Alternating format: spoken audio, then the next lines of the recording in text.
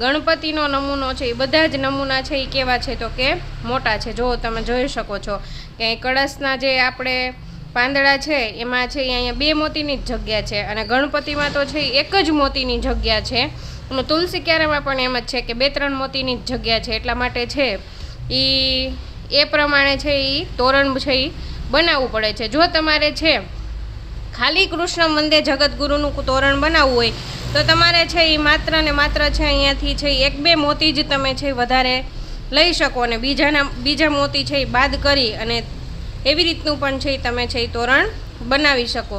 જો ખાલી તમારે કૃષ્ણ વંદે જગતગુરુનું નાખવું હોય તો, અથવા તો છે એ જે અક્ષરમાં આટલામાં છે નમૂનો સમાય છે એ પ્રમાણનો તમને બીજો કોઈ નમૂનો જો મળતો હોય તો તમે એ પ્રમાણે પણ છે એની પટ્ટી છે એ બનાવી શકો છો।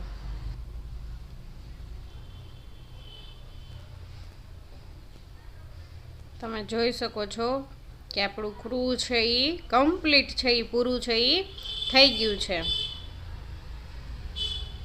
હવે આપણે છે એ ષ્ણ લખવાનું છે, કૃષ્ણ। તો અહીંયા છે એ આપણો ક છે એ કમ્પ્લીટ છે એ પૂરો થાય છે। તો હવે હું છે આગળનો વિડીયો છે એ આગળના જે કોઈ પણ અક્ષર છે એ હું તમને છે એ બીજા વિડીયોમાં છે એ બતાવીશ। જો તમે મારી ચેનલમાં નવા હોય તો મારી ચેનલને લાઇક, શેર અને સબસ્ક્રાઈબ કરીને રાખો, જેનાથી છે હું નવા વિડીયો મૂકું તો તમને છે એ તરત છે એ જોવા મળી જાય।